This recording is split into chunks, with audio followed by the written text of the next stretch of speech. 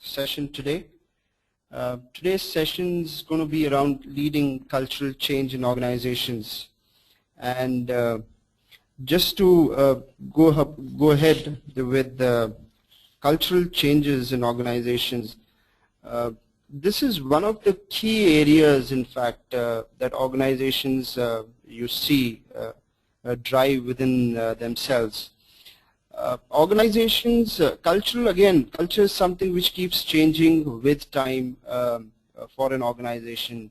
One could have one set of cultural traits that they run with for a particular time frame, and with time you will see they adapt to a different culture, which again takes them through the entire change management process which they go.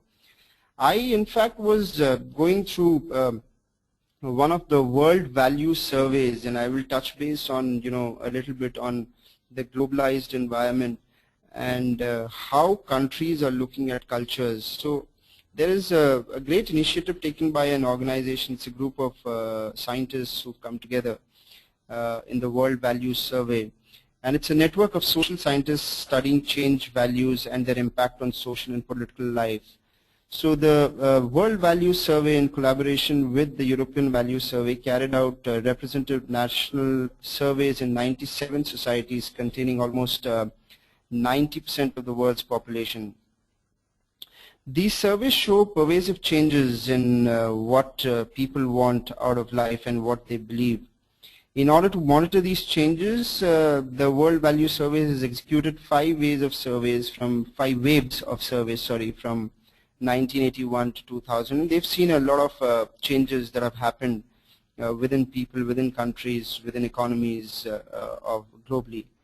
The countries included in these surveys were a full range from very poor countries to very rich ones, from an authoritarian system to a liberal democracies, and covering all major cultural zones. These surveys provide valuable information about a crucial component of social change, the values, beliefs, and this is what actually drives culture, even in organizations. So the values, the beliefs, and motivations of ordinary citizens is something that they took into consideration.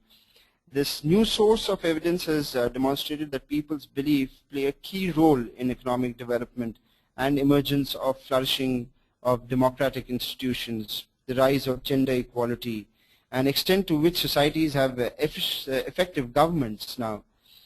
Gender equality that you've already seen, and it's one thing that people are looking at. Women empowerment is something that we are looking at again within the Indian subcontinent as well, that you would see.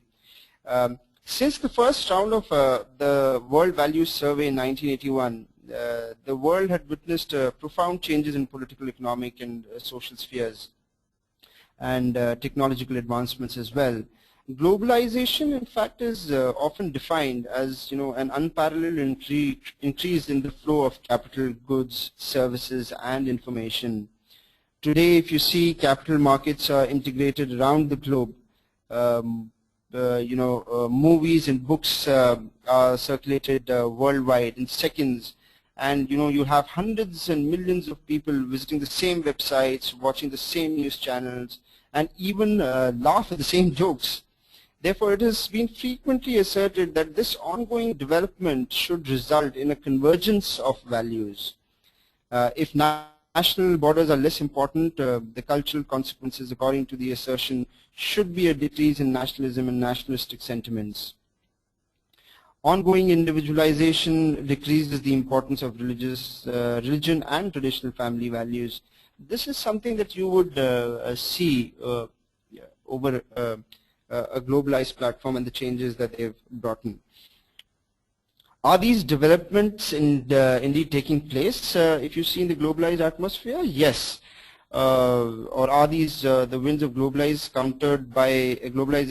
countered by strong and successful resistance from local forces? It seems that if both modernization theorists and culturists, if there is a word like that, are right to some extent, but from data for some 20 countries show that about from 1981 to 2007, there is almost no evidence of a convergence of values. Marriage, family, and gender relations show changes, but this is a parallel movement with given societies remaining as distinct in 2007 as they were in 1981. So it's a little older report by World Value Survey, but just wanted to highlight what's happening in the globalized scenario, how are things changing in the globalized scenario.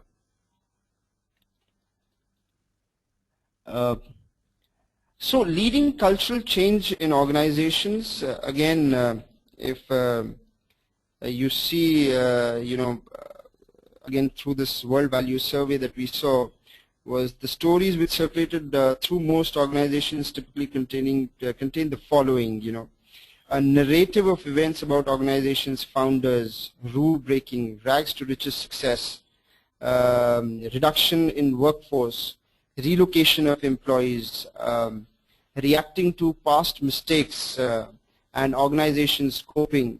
These stories anchor the present to the past and explain the explain and legitimize the current practices. Repetitive sequences of activities express the key values of organizations, reinforce the goals that are most important, and identify the people who are either important or expendable. Some examples of material symbols in organizations of organization facilities. In fact, you can even look at or know a culture of an organization by looking at the way the building is structured within or for an organization. So even the organization facilities, types of executive vehicles, the size of offices, the elegance of furnishings, executive perks, employee lounges, on-site dining facilities, and reserved parking spaces.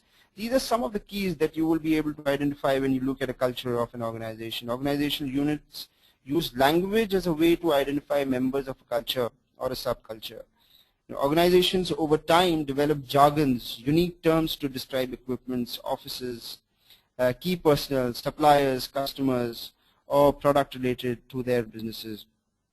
By learning this language, members attest to their acceptance of the culture, and in doing so help to preserve it. So it is ideally all the geopolitical, economical, technological factors in the globalized environment that lead to cultural drives within organizations, and this also goes ahead and builds the culture of the various organizations. Like when you are looking at a globalized platform and you're moving from one country to another, you need to understand the cultural, political, economical, technological side of a particular country to go ahead and see how it is going to impact your business. What are the kind of marketing strategies that you would need to have for a particular country to go ahead and look at the cultural formation within that space.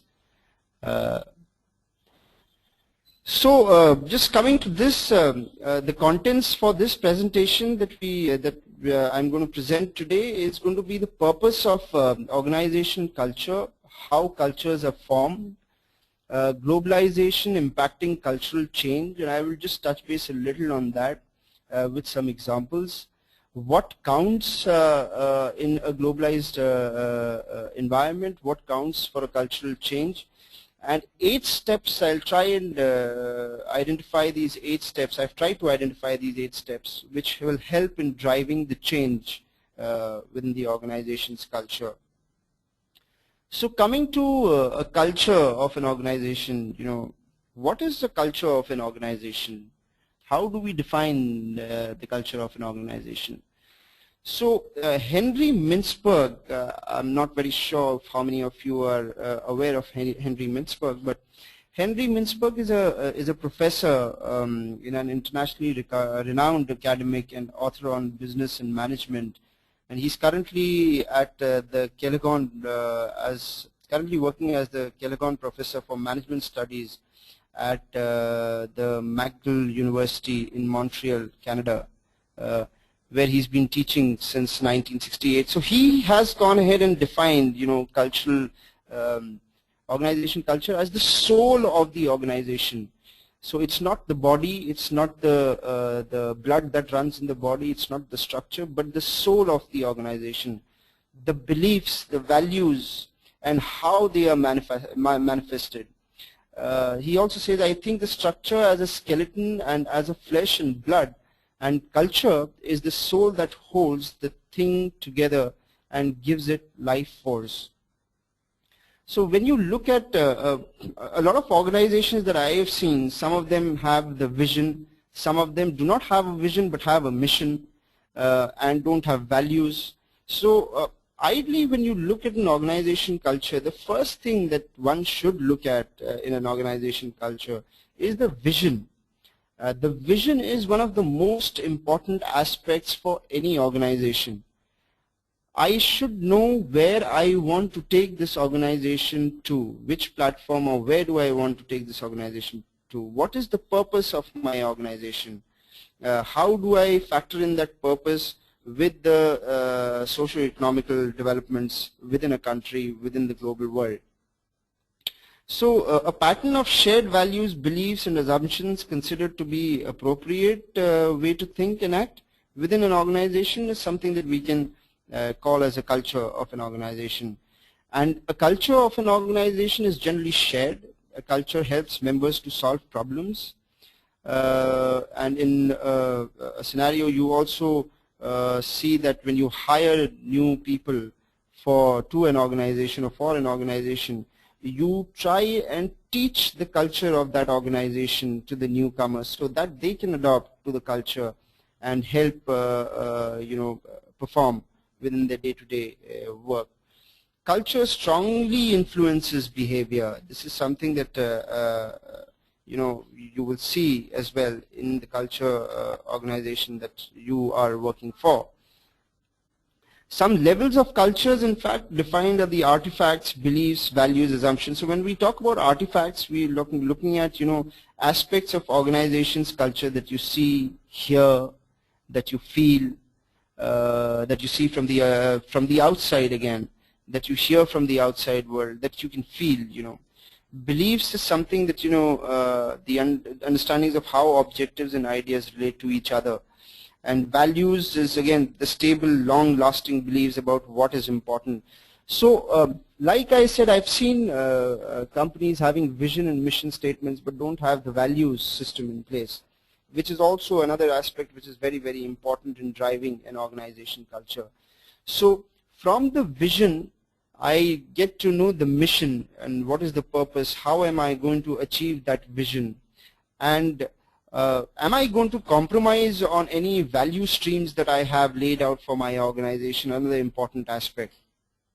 So if I have integrity as my value system, I need to ensure that all the employees within my organization have that same value system of integrity, which then becomes a part of a culture of an organization. Some organization culture dimensions, like you can see in this slide, look at innovation. So what is an innovation kind of a cultural dimension? The characteristics are they're pretty experimenting, opportunity seeking, risk taking, very few rules, low cautiousness, but there's also a negative side to that as well, which we'll discuss while we go through the presentations. Stability is another kind of a dimension which you will see the characteristics of predictability, security, rule-oriented. Respect for people is another cultural dimension. And these can be actually values as well. For example, respect for individual also becomes a value stream of an organization. This is the value of my organization. Fairness, tolerance. When someone is, I'll give you a very basic example, someone is talking, don't interrupt till the person's not finished, a very small little thing, but definitely comes into play. And most of us, unfortunately, either walk away from such situations or don't follow that. So practicing what you're preaching is another important thing, and culture is again driven from the leaders of the organizations, from right from the chairman or the CEO of an organization to the key stakeholders of an organization. That's how you drive cultures. Tata, for example, has a very strong culture, and it's been driven from an era where we were not even born at that time. And This culture, that they have adopted and they have moved further with is still persistent and can be seen very well in the Tatas. This is an Indian side of the continent, but also looking at the globalized side, I'll give you some more examples while we move on.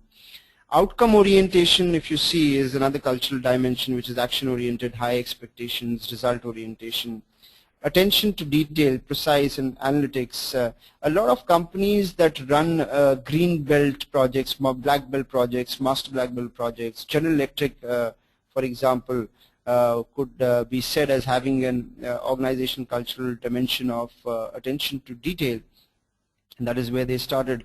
In fact, the ITES segment today's date, a lot of these attention to details analytics is done within the ITES BPO arm and the IT industry as well. Team orientation is another cultural dimension that you would see, collaboration, people orientation, etc. Aggressiveness, competitive, low emphasis on social responsibility. So characteristics of organization culture, again, like I said, like you've seen, innovation, risk-taking, the degree to which an employee or the employees are encouraged to be innovative and take risks is something that you will see in an innovation or innovative kind of a dimension or a culture. Attention to detail, like I mentioned here, the degree to which employees are expected to exhibit precision, analysis, and attention to detail. A lot of, while I'm working on projects with organizations, and I see the management, the middle management, the attention to detail is a little less, and that's where a lot of organizations want to drive that, but it again depends on the culture that they are following within the organization. So having said that, the cultural change the current culture of an organization and changing the culture has a lot of effort that needs to be put in to go ahead and make these changes. Team orientation is one of a key aspect. A lot of people are individualistic in nature and work in an individual kind of role. They are very good performers at times when they work in isolation. But the moment they work in a team, they are not great performers. So organizations need to define, where we can fit what kind of people, and then look at how we want to form the culture. So functions of cultures like boundary defining, conveys a sense of identity for an organization. Culture also facilitates commitment to something larger than one's individual self. In a society form, if you see, a negative cultural aspect could be said as killing in terms of honor killing that was recently in the newspapers everywhere. This is a negative impact of a cultural drive in a society, and can go ahead and even hinder to the cultural drive in various aspects of associations, organizations, or any group coming together to do something, which is very, very important. So the country, the globalized cultural changes, the environments which influence the individual to an extent that while they move to a completely different platform where they become part of organization, they carry the same with them. And these influences and these cultural practices that they have, and you carry forward with you in an organization, and then adapting to the organization's culture becomes a little difficult. And that's where I said that leaders who are driving organizations are the ones who need to show the cultural intent, and who need to go ahead and help individuals, newcomers especially, to go ahead and build these cultural changes within themselves. So cultures generally serve as a sense-making and control mechanism. They guide and shape the attitudes and behaviors of employees. Do organizations have uniform cultures? Well, organization culture represents a common perception held by organization members. Core values or primary values are accepted throughout the organization. So for example, a dominant culture. A dominant culture will be something where which expresses the core values that are shared by a majority of the organization members. A subculture to a primary culture would be tends, like for example, tending to develop a large organization to reflect common problems, situations, or expertise. So moving on to the next slide, where you will see how cultures are formed. So when I look at how cultures are formed, there are a few factors that come into play, and cultures generally are formed by the person who has either started the organization or a body that has founded an organization. What is the philosophy behind having formed a particular organization or a particular association of a group of people working together? What is the philosophy behind that? The original culture is a drive from the founder's philosophy or the group of people who've gone ahead and formed this particular association. Now, this strongly influences the criteria used in hiring, which is the selection part of it. Now, selection of top management, selection of socialization, which is top management environment leading to the organization culture, and I will touch base on this as well. The actions of current top management set in general climate of what is and is not acceptable behavior is something very important to be considered.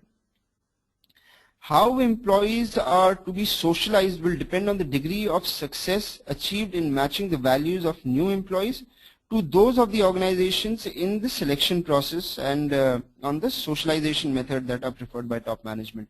So even socialization, when we talk about, in organizations, socializations is to teach the culture to the new employees. Any new employee that is being hired within your organization, how are you teaching? How are employees, how are you socializing with the employees? What is the degree of success, achieved in matching the values of new employees? So an employee brings in some values and systems within themselves while they come to an organization. How are we matching the values of those new employees to those of the organization in the selection process? So the hiring and selection process is a very critical aspect again of getting people to follow a cultural change or the culture of a particular organization. So like I always say in people, selection is one part of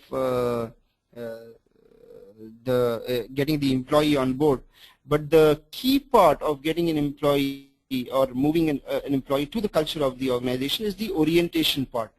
So orientation, if the orientation is correct and if the orientation is right, which is the socialization aspect of it, you will see retention is higher and you're able to retain people higher. So organizational culture is a system of meaning that members share and that distinguishes the organizations from others. Obviously, we've seen different cultures in different organizations. Google, for example, has a very different culture than a Coke. A Coke has a very different organization culture than a Maruti India Limited, and we've seen some cultural transformations within Maruti itself. The recent, in fact, the recent things that happened in Bosch, Maruti, is also something which is a cultural drive within a country. So there is a change in the cultural aspect of the country which is leading to such scenarios within organizations. Organization culture is a system of meaning that members share and that distinguishes the organizations from others. The dominant culture expresses the core values shared by the majority of organizations members. However, subcultures, like I said, there is one core culture of an organization, then you could even look at subcultures of an organization. So subcultures exist in any organization and developing along departmental or geographical lines to reflect common problems. If I look at a globalized scenario and a globalized platform, and like we call a multinational company in India venturing into India, the practices that they are following, the strategies that they are following in a particular country could differ. But the culture, the main culture that they're following in a particular country should be same as they would want in various other countries. Again, like I said, a few things could change, the verbatims could change, but the culture remains the way the founders have seen the culture to be of an organization. So if organizations have no dominant culture and were composed instead of numerous subcultures, the value of organization culture as an independent variable would be significantly lessened, because there would be no uniform interpretation of what represented appropriate and inappropriate behavior.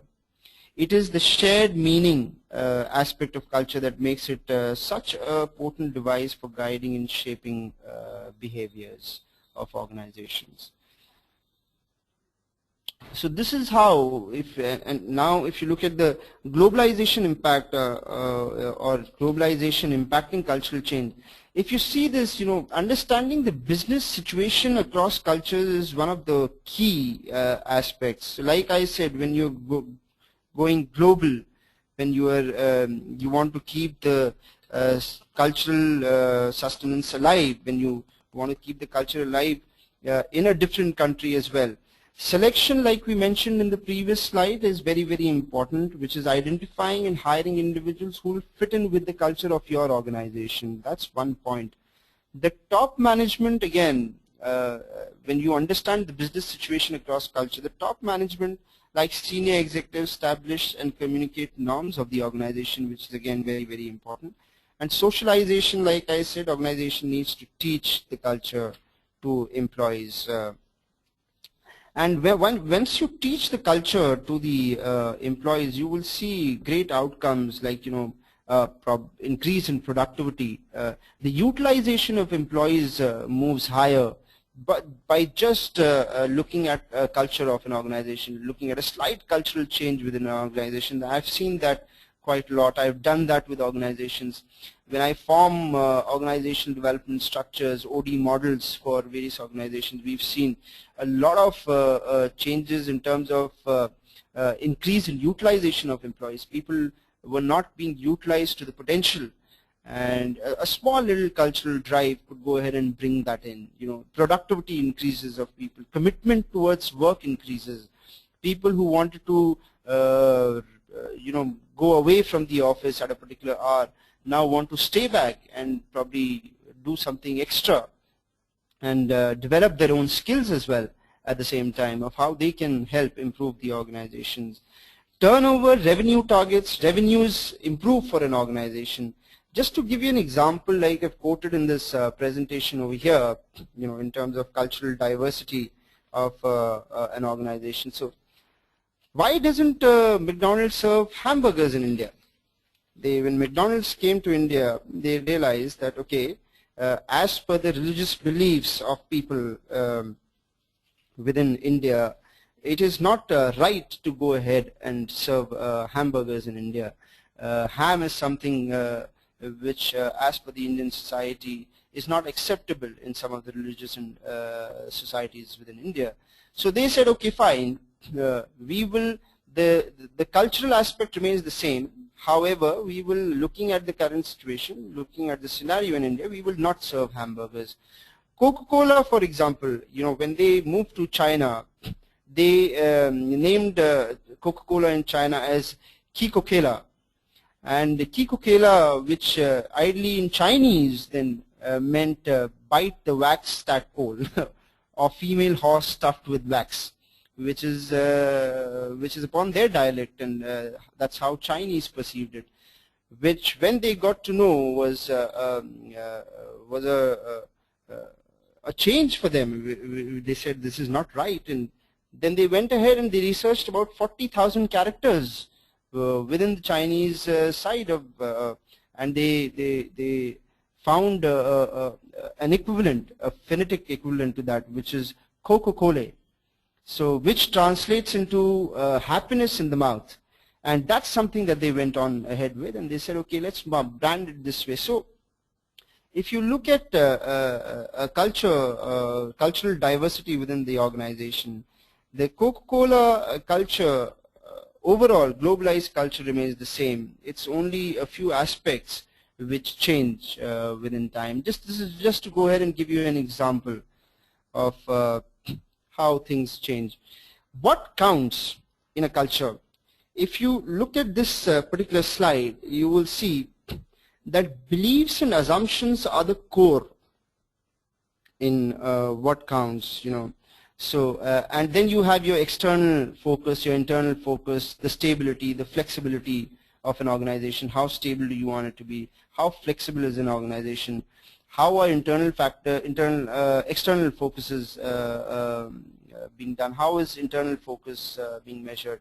What are the beliefs and assumptions? And then you go ahead and look at, the mission, which is the direction or purpose, the consistency, which is the systems, processes, the involvement, the commitment, the drive, the ownership by the senior management, by the people themselves, by the middle management, by the junior management. And in fact, I feel that everybody who is a part of an organization is part of the management. So that's something that people need to look at. Adaptability, what are the markets, what are the trends? So what is a corporate culture? People have described, and while I'm discussing this, what counts, people have described the corporate culture as how things are done around here. What are things that are done, and how are things done around here? It is revealed in the routines that have developed over the years, how employees interact, the architecture, the way employees dress, and so on. Even the way employees dress in an organization. Yes, Google, IT firms, for example, have a different way of dressing. If you look at a financial market scenario, and if you look at the banking and finance segment, the dressing sense is very, very different. Very formal, very, they wear a tie, they wear a blazer. Most of the times while interacting with customers, that's their dress sense, that's their dress code. Very formal, because it's also dealing with people's money. So when you are in a financial business, yes, that's the kind of dress code that you would need. So however, corporate cultures, it goes much deeper, as do icebergs, and I'm sure you would have seen that iceberg model, that this is only the tip of the iceberg. Then you have something below, which is actually the crux, the core, that is the core, so which is hidden and below the water, which is more dangerous to passing ships, as you've seen, also relates to the cultural drive. So the corporate culture, the subconscious underlying beliefs and assumptions that you see in this slide as well, the core beliefs and assumptions that are far beneath the surface, are rarely questioned. They are very few times are they questioned, but they can. These are the beliefs and assumptions of the core that can hamper an organization's effort to adapt in an ever-changing world. Sorry. However, to survive in a rapidly changing world, organizations must adapt to a cultural change. When an organization suspects it is not keeping up, what should it do? Well, most will start by changing product portfolios, or by services, changing the services of the organization, or by changing the marketing focus of the organization, or even the sourcing. So they might just go ahead and say that, we need to hire more people or hire different people with different skills. So they could. However, there are only few organizations who would like to change the culture and to create a competitive advantage. So how do you go ahead and do that? Well, just to give you an example, John Stumpf, who was the CEO and chairman of Wells Fargo Bank, had gone on record as saying that it's about the culture. I could leave our strategy on an airplane seat and have a competitor read it, and it would not make a difference. So ideally what he's trying to say is that it is the culture of an organization that impacts the work, the growth of an organization. Like he says, I could leave a strategy on an airplane seat and still have competitors read it, and it would still not make a difference to my organization. And another example that I would like to give is Domino's Pizza. Domino's Pizza had been led by its founder for almost 40 years. Before he started that, he said that he sold it to Bain Capital, who bought in a new CEO, David Brandon, I believe. Yeah, David Brandon. And Brandon and his team decided that the only way to create a competitive advantage in delivering pizzas was to focus on its people.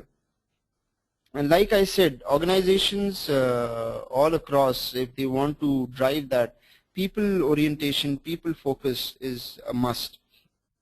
And this generally happens in the first 90 days of an employee joining an organization, where you can actually develop the culture within an individual and try and fit him within the culture of your organization. That should happen. So in the case of Domino's Pizza, Brandon realized that Domino's had to focus on developing its capabilities, coordination and integration, customer focus, and organization learning. So Domino's focused on improving the quality of the workforce. Again, when they said that they need to focus on people, they said, let us go ahead and improve the quality of the workforce. One change it made was to emphasize on attitude rather than skills. So what they said was, skills is something that could be taught to people. I can teach a skill to an individual. But attitude, if it is stubborn, it remains. It is a permanent scar on a particular person. And to change that attitude becomes a very big challenge, especially for organizations. Yes, attitudes also can be changed with time, but it takes a longer period of time to change attitudes of people rather than skills. Skills can be imbibed within individuals. So they decided, let's go ahead and change the attitudes. It started drug testing its drivers, in the US, especially when they started drug testing its drivers. They implemented new financial softwares to prevent shrinkage and banned employees who had been fired from one location from being rehired anywhere in any other location. So these steps, these are very small, a different drive altogether, whereby testing drivers on drugs, implementing new financial softwares to prevent shrinkage, are some of the things that they took. And these steps all contributed to Domino's steadily improving their performance. Another example that I'll quote over here again is, like when we say, the cultural changes, how do you go ahead and build a culture when you have a merger or acquisition that takes place of companies coming together, 2 to 3 companies, 4 companies, even if you're taking over an organization, how do you fit that? So with that, there was an example of Polar Bank that I saw, which merged 3 banks that provided unrelated products and were based in different Scandinavian countries. The CEO at that time, Katrina Hansen, realized that European banking consolidation, Polar Bank, would only stay in business if it was integrated better. If the mergers of these 3 banks that they took, their businesses, they were integrated. So how could the CEO and the management teams of these 2 companies realize their visions? And again, like I said earlier, it flows all from the vision of an organization. So for all the participants today, I would really appreciate if you could focus on the vision of your organization and try and communicate that across to the people so that they are living the vision of the organization every single day. So in the case of Polar Bank, in these cases, both companies conducted an organization culture survey to help them assess their cultures. They used results to identify the gaps, track progress as their organizations involved, and benchmark against other companies. Benchmarking is another strategy that people use against competitors of where they stand and how they need to move up and how they can go ahead and make a few cultural changes within an organization. So to break down the barriers at Polar Bank, Hansen had each of the banks develop their own strategies with inputs from other groups. So if there are three branches A, B, and C, and A builds up its own strategy, B and C will give inputs on the strategies that the group is, or that particular bank is building up. The cross-fertilization was an essential step in fostering understanding across the banks. And another innovation was to initiate a job rotation process, whereby managers moved to different operations of 4 to 6 months. Third key step was to create one common board of directors to govern all three banks. So if you see three changes that these people made, one was building strategies, individual strategies of individual banks, but inputs coming from other groups. The second was, to go ahead and do a job rotation, whereby managers move from different operations to for 4 to 6 months in different roles. And the third was to create a common board of directors who governed all these three. So like you have committees that are formed who govern all these three.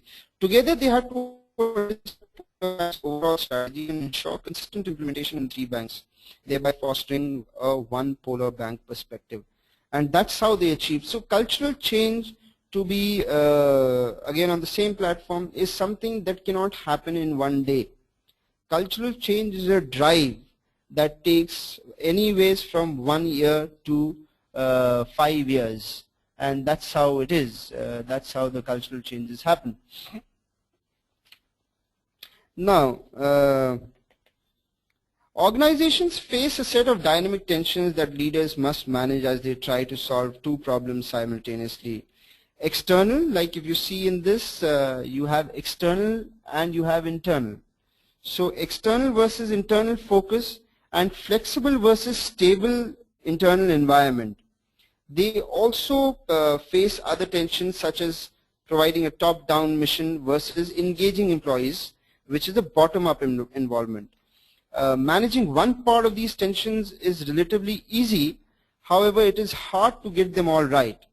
Externally focused organizations often have trouble with internal integration. Research has shown that there is a link between traits that describe companies' cultures and various performance measures such as profitability, sales growth, quality, and market value. In short, organization culture impacts business performance. It does so by creating an organization's sense of mission and direction, building a high level of adaptability and flexibility, nurturing employee involvement and engagement, and providing consistency that is strongly rooted in the set of core values. Here are some excerpts and some things that I'd taken from, and I believe that you can also go ahead and look into this, which is a source that you can read probably is Leading Cultural Change in Global Organization by Professor Robert Hochberg and Professor Dan Dennison of IMD. And also Corporate Culture and Organizational Effectiveness by F. Guerra, which is from Wells Fargo. So you can also go ahead and look into that as a reference point. Coming to the last two slides that I have over here, which is how do we, now we know, okay fine, culture is driven by vision. If we know the vision of an organization, from that we drive the culture of organizations. But this is a change process, and like I said earlier, this change process takes anyways from 1, 2, 3, 4 to 5 years as well. But what are the steps in driving this change? How can I go ahead and look at driving this change within our organizations? So let's look at step number 1, understanding the markets and risks. When I'm looking at driving a change for a cultural change within an organization, I need to understand what are the markets. What is the market currently? How is the market in a particular country? If I'm going global, what is the market in the other country? And what are the risks that I will take? So there is some research work which organizations do, and to see what kind of markets that they want to venture into, and they identify potential risks and opportunities as well. So if you see, most successful change efforts begin, and this is something that you will see. I'll give you another reference point that you can probably go to, which is Leading Change: Why Transformation Efforts Fail by Harvard Business Review. A great article in HBR about this as well, and you could go through that as well.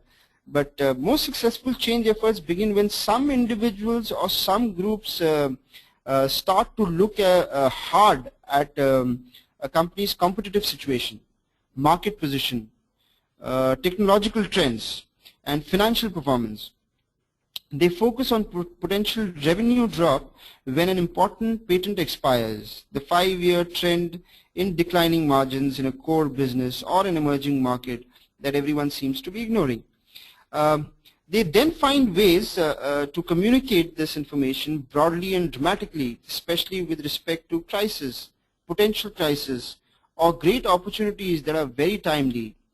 This understanding market and risks is actually the first step, and is essential because just getting a transformation program started requires the aggressive cooperation of many individuals, and this is if you're doing this will require the entire organization to put in their efforts and cooperation. Without motivation, again, people won't help, and the effort goes nowhere. So you need to very clearly define what are the risks that you're going to be taking. A paralyzed senior management often comes from having too many managers and not enough leaders. So like I said earlier, it is driven by leaders. Cultural changes are driven by leaders. It is the leaders who drive this. For step 2, form an influential team, and this is where you will see when you form influential teams, this team is the one that is going to drive the change, is going to drive the effort. And again, if you have leaders or if you have teams that work in if you have people within the team who work in isolation, then you will not be able to work as a team, and you will not be able to encourage teamwork. So encouraging teamwork after forming an influential team is also a very important aspect of driving cultural change. Now, if you don't have a vision for your organization, like I said, some organizations have only missions, they don't have a vision. Some organizations have vision but don't have missions. Some organizations have vision, mission, but don't have values that they relate to the vision and mission, which is something that that we really need to think about. So creating a vision is again very, very important, and there are 3 types of vision which you can read again once you have the time. But creating that vision is very, very important. Understanding what you want to achieve, developing strategies around what you want to achieve is how you want to go ahead and create that vision. So once you have the vision created, then communicating that vision is another important aspect. How are you communicating that vision? How many times are you communicating that vision to? Is the vision imbibed? Have you been able to imbibe that vision in an individual? If you have not been able to imbibe that vision in an individual, and you've just done 1 or 2 exercises, generally what organizations do, and I've seen, they create a vision statement, they go ahead, they do multiple workshops, multiple training programs to go ahead and pass on the vision. They might also go ahead and have some placards, some small little folders on their desks, and they might try and do that. But the retention power of that vision is something which is more important. Has the individual been able to retain what the vision or what the communication is of that vision? So driving communication through behavior, like I said, leaders, you need to practice what you preach first. So driving the culture, driving the communication of vision through the behavioral aspects, communicating through means that register with an employee, and So if you don't create a powerful enough guiding coalition, which is the influential team that you're forming, you will not be able to get this moving. A vision says something that clarifies the direction in which an organization needs to move. In every successful transformation effort that we've seen, the guiding coalition develops a picture of the future that is relatively easy to communicate and appeals to the customers, stakeholders, the employees, etc. A vision always goes beyond the numbers that are typically found in 5-year plans and so on and so forth that you see, 2-year plans. In fact, now organizations, and there was a recent article even in the Economic Times, the magazine section, which said that a lot of organizations today's date are looking at a vision which is for 3 to 5 years and not moving to a vision which is an unending vision, because vision is something that you see and you want to achieve, not something that you don't want to achieve.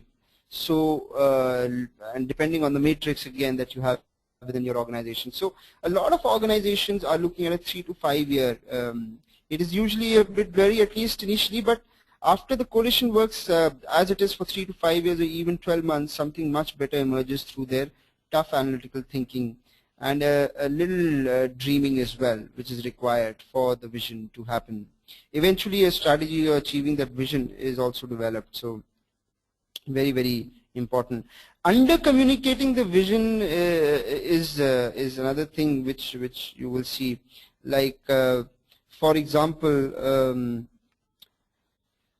I've seen some 3 patterns with respect to communication in and which are very common, which is group actually. The first pattern is where a group actually does develop a pretty good transformation vision and then proceeds to communicate it by holding a single meeting or sending out a single communication. Then there is a second type of pattern where the head of the organization spends a considerable amount of time making speeches to employee groups, but most people still don't get it. Not surprising, since the vision captures only 0.005% of the total yearly communication, and that's how it is. It goes about. In the third pattern, much more effort goes into newsletters, speeches, but some very visible senior executives still behaves in ways that are antithetical to the vision. So like I said, leaders have to follow, leaders have to show by example, leaders have to practice what they are preaching. The net result that, the 3 ways that I've just shared with you among troop goes up, while belief in the communication goes down, and that is not the right way of doing things. So executives who communicate well incorporate messages into their hour-by-hour activities. In routine discussions about a business problem, they talk about how proposed solutions fit or don't fit into the bigger picture. And it is always very important, because you have the vision, so you are seeing the bigger picture. Every time when you see the bigger picture, you will be able to relate to the vision. In a regular performance appraisal, when you talk about the employee's behavior, helps or undermines the vision. In a review of a division's quarterly performance, one can talk not only about numbers but also about how the division's executives are contributing to the transformation of which is the bigger picture. In a routine, you can have question and answers with employees at a common facility. They tie their answers back to the renewal goals, and again keep going back to the bigger picture, keep relating to the vision of the organization. That is how you are able to go ahead and then form a cultural change within an organization. So when you drive the 8 steps, like I said, I've just discussed 4 of them right now, but to drive this you require these steps, and communication, one of the key factors in driving a cultural change, very, very, very important. Communication is the biggest hindrance as well, and if communicated correctly, it is a very powerful tool as well to go ahead and is used, can be used by organization in driving change within organization. The 5th step that you can see over here is empowering employees and getting rid of obstacles, providing support, process engineering to align with the vision. A lot of times you have an organization forms varied processes. Obviously, when they start up, there are certain processes that are laid down by organization. However, with time, you will see, and with the markets changing, with companies going global, going into different markets, the processes could change, or you might need to re-engineer re-engineer those processes. So empowering employees with tools, empowering employees with skills, empowering employees with or removing any kind of obstacles, getting rid of obstacles on the way of an employee's progress is something that one needs to also look at. A sixth step over here is creating short-term wins. Now, when you are following this particular cultural change, it is very important to go ahead and, while you're communicating this, it is also very important to go ahead and show what are the short-term wins that an organization has seen. Visibility, for example, dashboards. Dashboards is something that you should have at various departments, wherever the departments are, showcasing where the department has moved to, what are the wins, what are the wows that the department has created for the customer, and rewarding and recognizing employees that are involved, that have been involved in moving, looking at the larger picture, looking at the bigger picture, relating your dashboards, relating your performance to the bigger picture, rewarding your employees is again something that is required to go ahead and look at the drive of change. Driving continuous improvements like further change systems, processes, which I've already discussed earlier, that don't fit the vision. Some of times it's also seen that some of the processes and procedures that are there, or systems that are there in an organization, do not fit the vision of an organization. So if they do not fit the vision of an organization, they need to be either removed or mitigated or changed completely. Driving continuous improvements also looks at hiring. Not necessarily that you need to go ahead, and a lot of organizations that we've seen recently of late hire people, fire people, and that's their strategy of getting the best people on board and see how cultural fits they are for their organization, how culturally fit they are, for their organization. However, developing employees internally is a key factor, and when you are driving change, because the employees have seen a particular culture within your organization, they need to understand the impact of this particular change that you are trying to drive for themselves. Everybody, in fact, in the world looks at what is in it for me, WIIFM, if I'm sure you would have heard of that. So if you're able to showcase the WIIFM, what is in it for me factor to the employee, you will see there's a change. You need to develop employees. They could be done, you at times might need to look at even promoting people, hiring new people from the market to ensure that you get some new skill sets within the organization. Create new projects, create new themes of organization. I'll give you an example. I just did, we trying to drive this change within an organization. We started off with Project 1500 and just named it as Project 1500.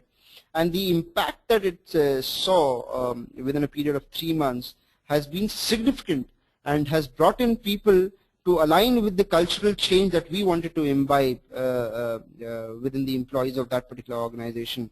And it has been, we've seen some fantastic results of that as well.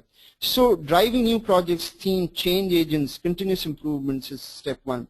And last and not the least, but step number 8 is institutionalizing new approaches.